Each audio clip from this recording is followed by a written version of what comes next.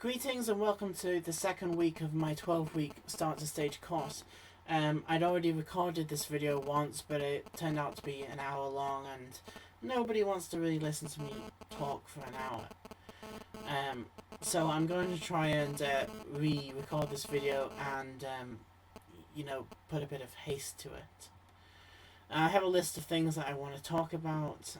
First of all, I will address a few questions that have been asked on the comment section and also on Facebook, various things that I'd like to cover.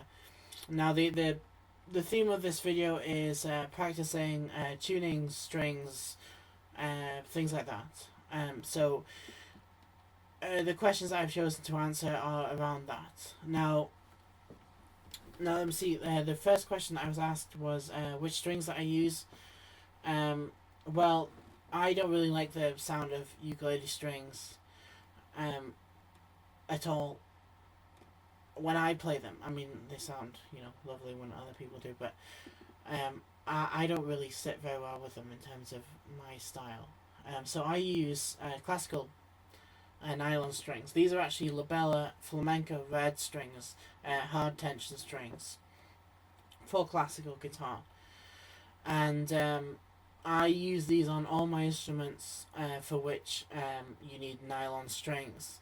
Now, one exception to that with ukuleles is I have my Kala Resonator uke, which has Labella silk and steel strings on it. Now, silk and steel strings are essentially the only type of steel strings that you can put on a ukulele instrument or anything that doesn't have a truss rod in it. So a metal bar going up the neck to, like a steel string guitar would have. So silk and steel strings are like the compromise. They have a much lower tension, approaching that of regular nylon strings. So I use those for my resonator uke because they activate the cone a lot better. But on my standard ukuleles, Labella red flamenco strings, I don't use any other. However, having said that, I would always suggest that if you have multiple ukuleles, I don't have many ukuleles, but if you have a collection of ukuleles, I would always suggest that you have different strings on each one, depending on the woods that are used and such, because strings react differently to every instrument that you put them onto. Like the same string set can sound good on one instrument and terrible on another. So in the same way, in my last videos, I said you should always respect each individual instrument for what it is in terms of its construction. You should also respect every type of string. So you have to change your technique for every string type that you're playing. So they're the strings that I use. Labella red flamenco strings. I occasionally use Zahra's classical strings as well. I don't like them as much as the Labellas though. Now, tuning. A lot of people ask me what tuning I use. I don't tend to tell people simply because it's not an ego thing. It's a simple fact that if you tell somebody the tuning they're using, then they'll go away and copy it and not find their own sound and not find their own way in a creative process to finding their favourite tuning. If you ask most people why they use the GCEA re-entrant tuning, why do you do it? They'll say, I don't know, or, well, everybody else does. And they really have no idea why they've got a high string up at the top. Now, it always struck me that was there because so you could replicate kind of banjo style techniques on it.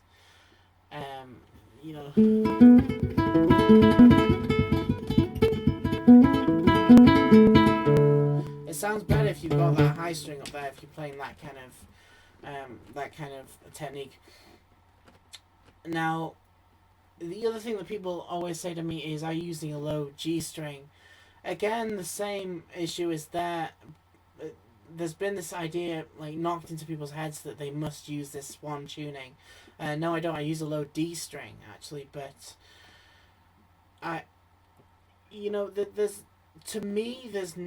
there's little logic using the standard tuning unless you are uncomfortable with using your own chords in a group with other people. So it would look kind of different, but in a future video I'll show you how you can actually transpose chords for different tunings. The tuning that I use is it's a very simple way of voicing chords. For example, this is D major, D minor, this is D major 7th, D major 6th, D minor 6th. They're all in the same kind of region. And then of course when you've got you know, a lot of the chords that I use are bar chords, but of course you can replicate them on other places in the neck, such as, or like such, you know, different voicings for the same chords. Now, I will talk about tunings more in a few videos from now. How you can use different tunings to get different effects, different sounds, inspired from music from around the world. I'll touch on slides, ukulele as well, which is always good to use in open tuning with. Open tuning means that you tune the ukulele to a chord. So if you bar across with a single finger, then you'll get pretty much a chord with every fret that you go up. Now, I have this written down as being, or it's underlined, and it's like, you know, this is a main thing. This is a choice that I talk about with all students pretty early on. You need to make the choice. You can make the choice kind of after you've learnt the techniques, but it does alter the way that you learn an instrument. Do you, A, want to be, you know, original and push the boundaries of what an instrument can do, and bring in ideas from other instruments, other cultures, you know, really explore everything that the instrument can do?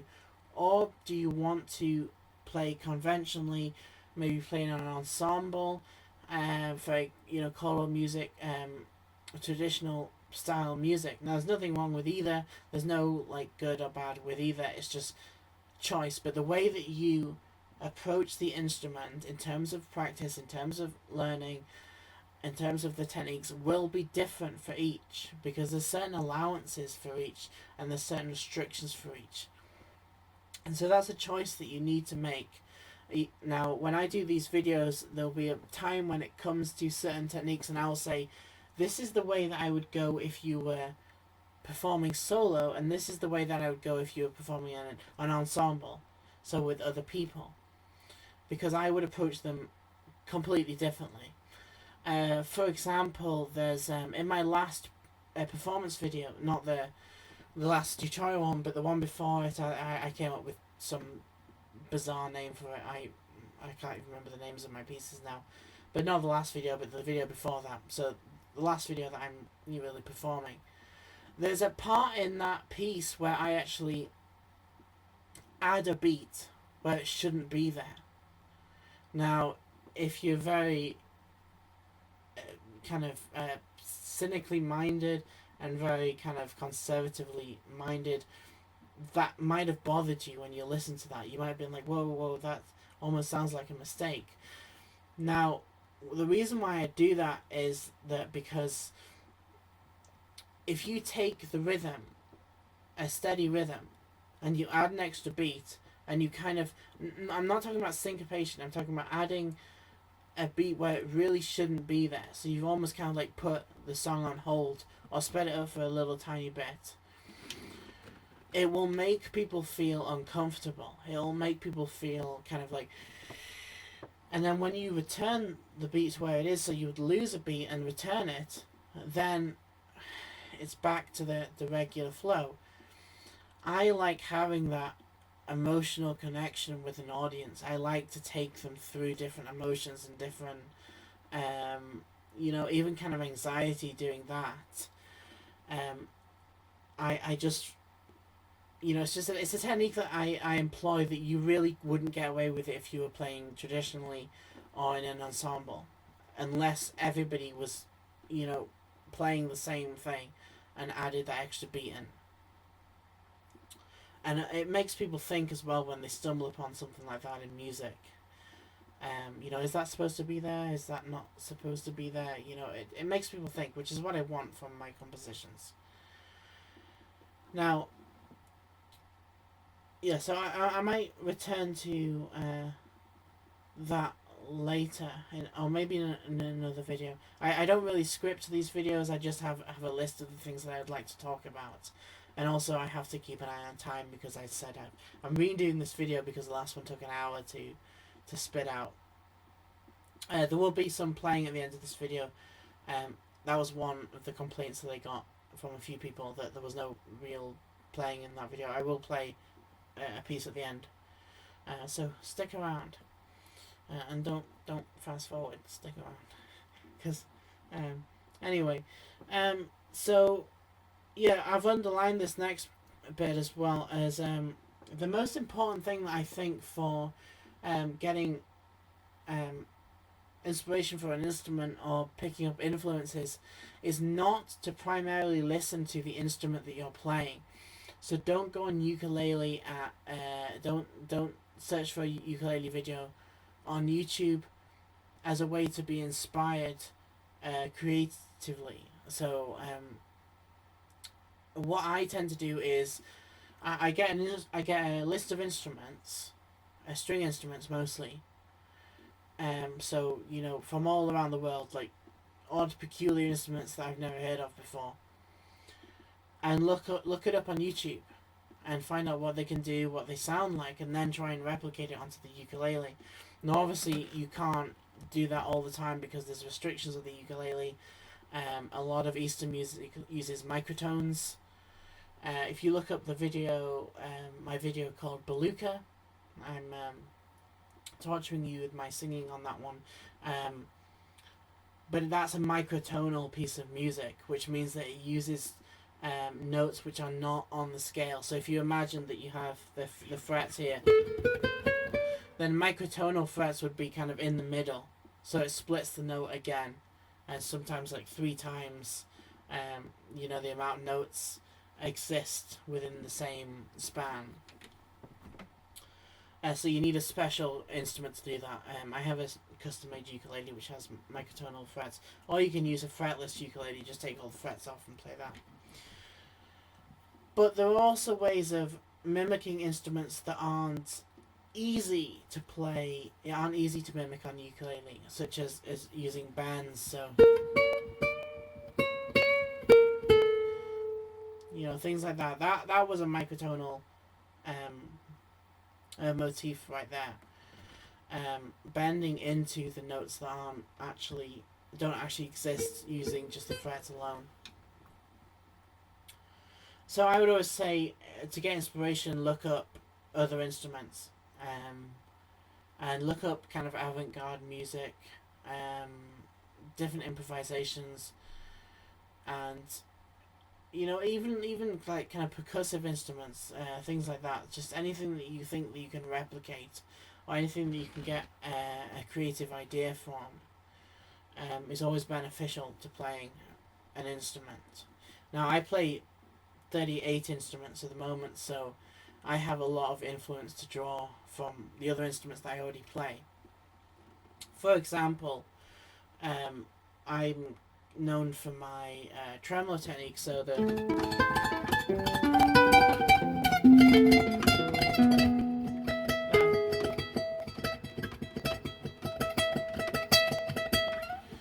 okay, now I started doing that because I wanted to replicate the sound of mandolin and a mandola playing at the same time.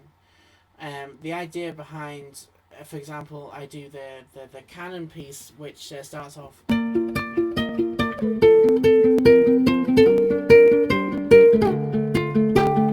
builds up to,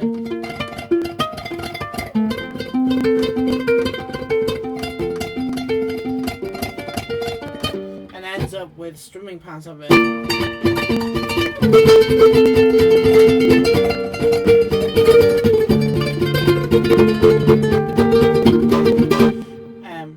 As such, the idea there is that I wanted to combine the sounds of many instruments into one instruments. You've got the mandolin on the top, and then the mandola and the guitar strumming underneath. So it creates almost like a quartet of sound. Now, also I played bass. The bass was my second instrument. I've been playing that for about 18 years, around that. 16 years. Around 16 years. And there are a few bass techniques that I kind of picked up. One is the double thumbing technique, where you...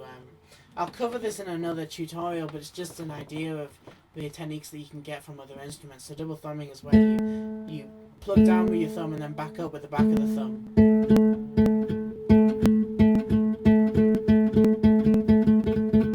So you can get techniques like this.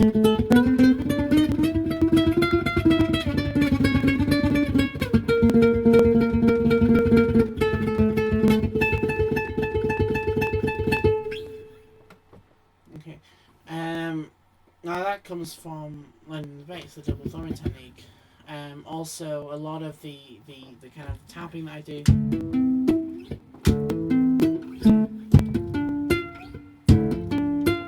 Also comes from the bass, that slapping technique.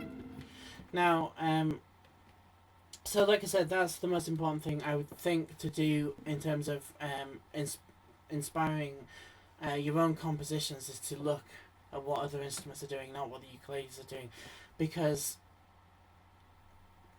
I'm hesitant to say this, but it is true, the ukulele world is not the most progressive in terms of musical exploration. There's very few people that are really pushing. I'm not talking about skill level, I'm talking about influences from other instruments, really pushing what it can do to its complete maximum, kind of exhausting the possibilities of the ukulele.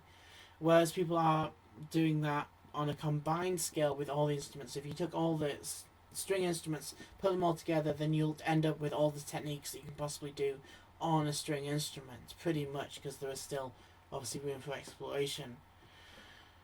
So yeah, so combine everything you see on other instruments. If you already play another instrument, then that'll give you an advantage in that regard. In a further video in the future, as part of this 12-week course, I'm going to be showing you how to transpose between one instrument and another. So how to change a guitar piece into a ukulele piece, or a mandolin piece, or violin piece, or whatever, and to play it on the ukulele. Or how to take the inspiration from an instrument and replicate that sound on the ukulele. Now, the next part that I have written down is how often to practice. Well, I'm not a supporter of the idea that somebody should practice every day at a set time for a set amount of minutes or hours or whatever. I believe that you should play the instrument. Now, I'm specific to saying playing there instead of practicing, because practice kind of brings about the image of endlessly going over scales, endlessly going over chords and things like that.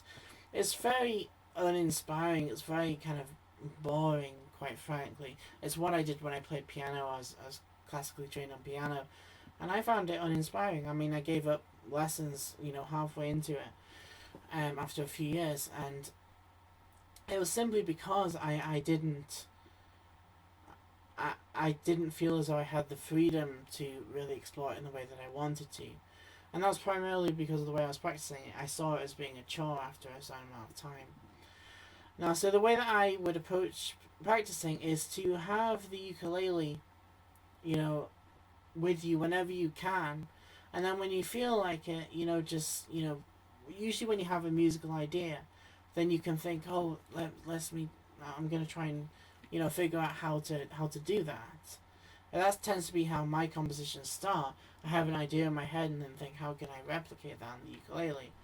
Now, in terms of learning techniques, you can do very much the same thing.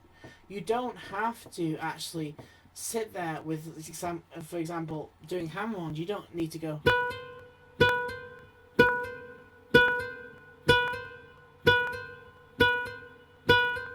like that. Because you're gonna get bored doing that. And then pull off.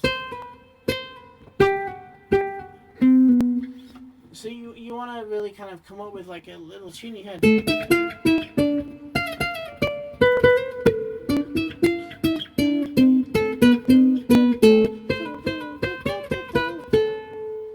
Just something I made up in my head. Then I was humming along, to get the melody that I wanted. But if you notice, I incorporated hammer-ons and pull-offs into that. Even if you're only doing something like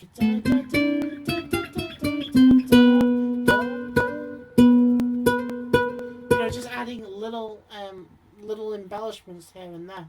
You're still practicing the techniques, but you're doing it in a way that you find interesting, and a way that isn't going to put you off playing.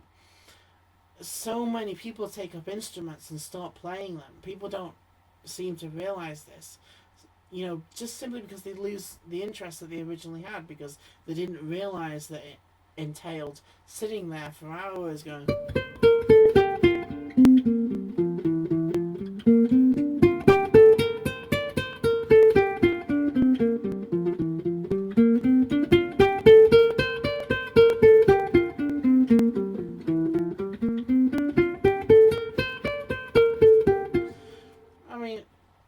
I couldn't do that for hours.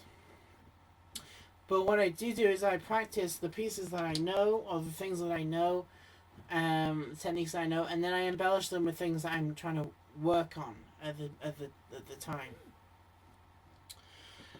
Now, I hope that kind of answers the question. So the time that you should practice is whenever you feel inspired to do so. Often I feel inspired to play an instrument at 4 a.m. in the morning. And so what I do is, obviously I can't, perform here, practice here, because I'll annoy my neighbours and such. So I go and find a massive field and play in the middle of the field at 4 o'clock in the morning. I do that most days. Because that's just when I feel most inspired to do so. Now, the other question, what to practice? What should you be practicing? Well, like I said, you should incorporate practicing into your playing. Don't just practice, incorporate it into when you're just messing around, just playing whatever you want to play, simply because you've got to keep your interest there. Now, in the next 2 lessons, I'm going to be showing you right hand and left hand techniques. Like I say, you can incorporate them into things that you already know, or if you're a complete beginner, then practice them in isolation, but just add a little bit extra to it.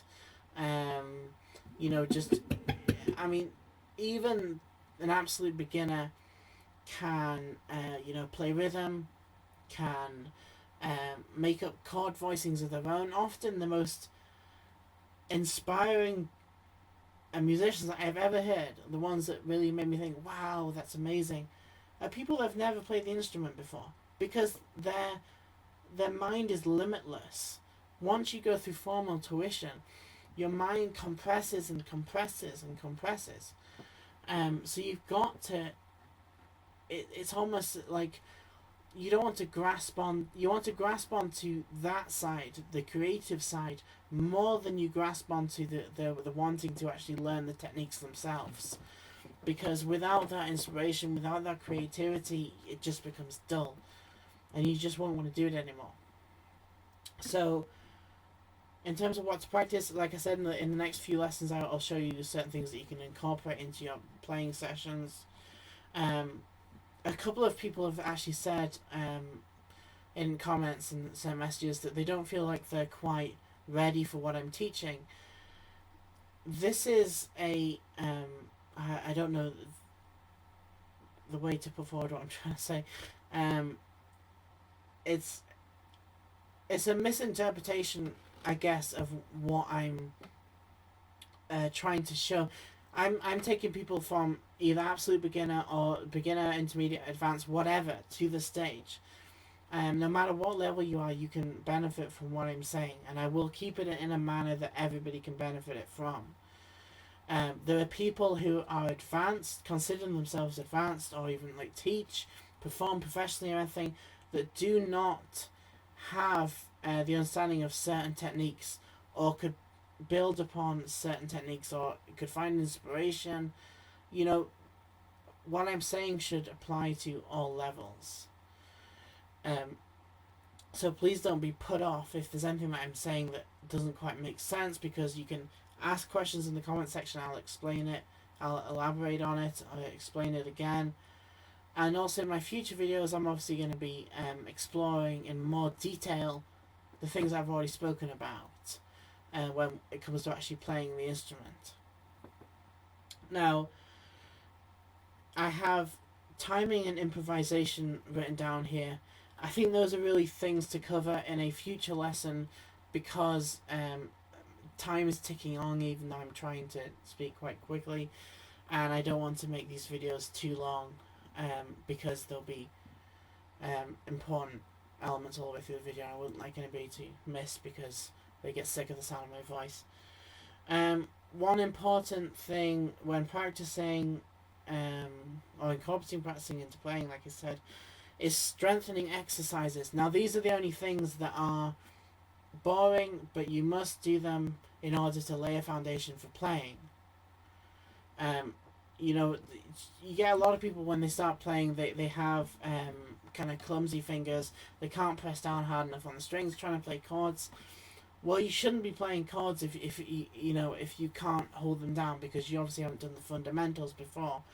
You know, strengthening of the fingers, getting the technique down before you actually start playing the chords. You shouldn't, in my mind, you shouldn't really be playing chords until you're at least proficient at kind of right and left-handed techniques. So the finger strengthening exercise that I would suggest that you do is you take each finger like such, just hold down a bar just with one finger. Doesn't matter how it's tuned, it can be tuned horrifically, and it doesn't really matter because you're just strengthening fingers. It's not supposed to sound pretty. Go like such up the frets, and then you move on to the middle finger, and like such, and then the ring finger, and then the little finger, and it'll get difficult and more difficult and more difficult. Now typically you won't need that amount of strength in your little finger, but it's good to have it because it gives you a solid basis of doing all the techniques, because one day you're going to find out that you don't have enough strength in one finger to do a technique, and then you're going to have to go back to doing that anyway. So it's inevitable. If you want to progress to a proficient level, you will need to learn these things anyway, even if you have to go back to them.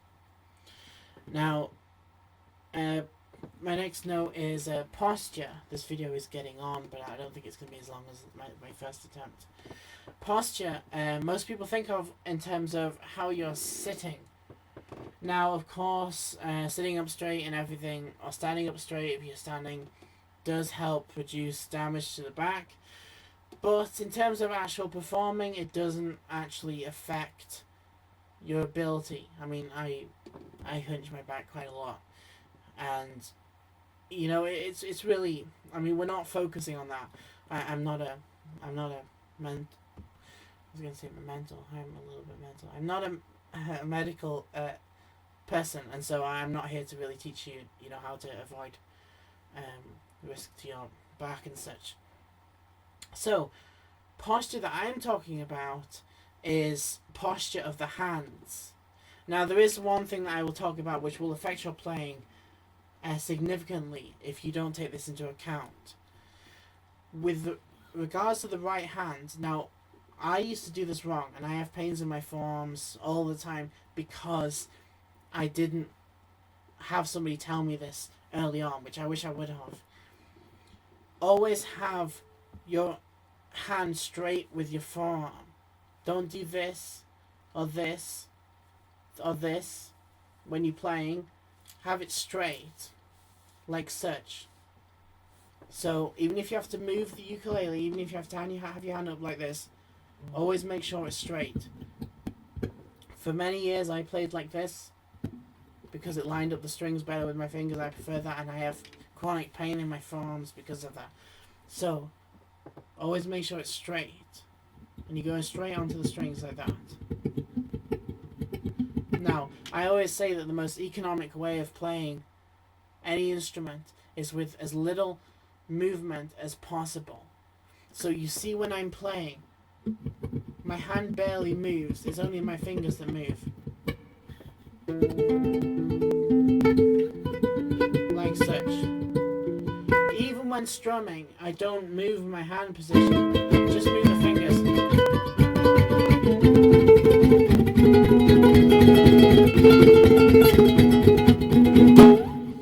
Okay. Now onto the left hand. These are just basic posture ideas. Obviously, the next lesson will be the right hand. The next lesson will be left. So I'll cover these in more detail. Now, one of the kind of tricks that I use to force people's hands into the correct position, and this always works, and I recommend you try it because it sounds silly, but it really does work. Now, a lot of people hook their thumb over the back of the neck. Now, unless you're playing thumb notes, so you're actually using the thumb to fret a note, you should really have your thumb around the back of the neck, down the middle of the back, simply because it opens up your agility. I mean, just try it. Just go like this and see how much you can move, and then go like this. And you'll notice that you can move your hand a hell of a lot more. Now, something that picks up your agility means that if you've got more agility, you've got more speed, more movement, and so you'll be able to do a lot more. Also means if you have a long scale instrument, such as a tenor or a baritone, it means you'll have greater reach down over the heel of the neck, down onto the instrument. So you can even do like these kind of notes. Now, the technique that I'm talking about, like I said, looks a little silly. What you want is a ball that fits comfortably in your palm, and you can hold it upside down, and you can hold it in the palm. Now, if you've got large palms, then you'll be wanting to go for something like a snooker ball, a billiard ball. If you've got small palms, you'll want to use a ping pong ball or a Chinese bowding ball, the medicine balls, or something like a golf ball. Now, I have a ball in here to use, so I'm going to use Mr. Mushroom, a little ornament. So imagine the top here, the red part is the top of a ball. Okay, so if you were to put the ball in your palm like this, and grasp it like such, so your thumb isn't touching it, your top of your thumb isn't touching it, and your pinky isn't touching it. It's just held in your palm like that. Like such. If you can't hold it like that, it means that the ball is too big, or the ball is too small, so you find the right size for you. Okay. And now when you've got that in your palm, when you're holding it just like this, then go to the instrument and play it. Now you will find that because you've got a ball in the back of the hand, this will force your thumb into the correct position. It'll also force your fingers into the correct position onto the fingertips. Like such. Now if you practice this way, you'll find that it forces you into the correct position. You'll get really clear chords, and it'll also increase your finger strength because it takes a lot more finger strength to do this technique. So this is really, I would recommend that anybody try this. But for those people who have difficulty with the hand strength, or fretting the chords clearly, or even kind of lack of agility, or the need to put the thumb over the top of the neck, try this technique. Get a small ball that fits into the palm of the hand, and then play like that, and it'll force your hand into the correct position. I've stumbled across this a few years ago, and I've used it with many students, and it always rectifies any left hand problems that they're having. Now,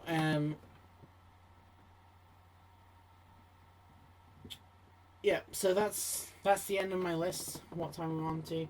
35 minutes. I beat my last record.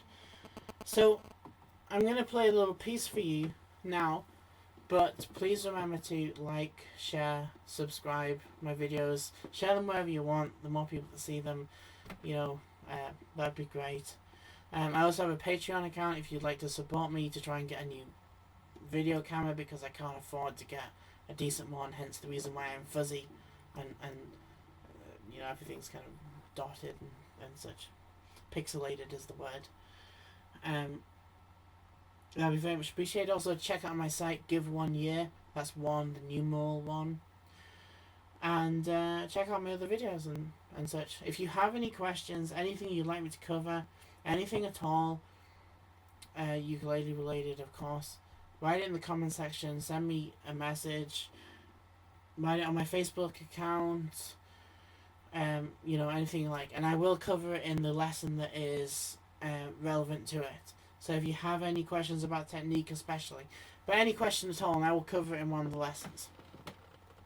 Okay, so now I'm going to play something for you, and this actually was written for guitar by myself, and I transposed it for ukulele. Like I said, I'll be covering how to do that in another lesson. It's a very simple piece. Now, I've decided to play this piece because this is an idea of what you will be able to do by the end of the 12 weeks. Even if you've never picked up a ukulele before, you will be able to play like this after 12 weeks if you follow what I'm saying. And if you really want it, you can play like this after 12 weeks. And you can play on stage, no problem at all. So, here it is.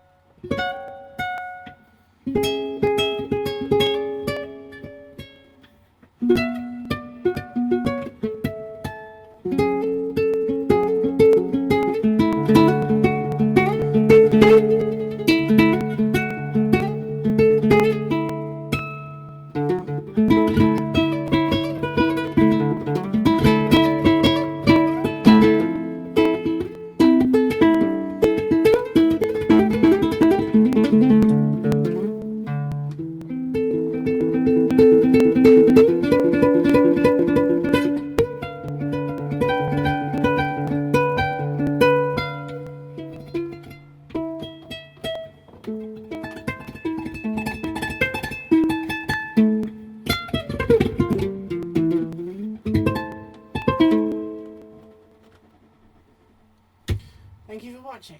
I hope you enjoyed the video.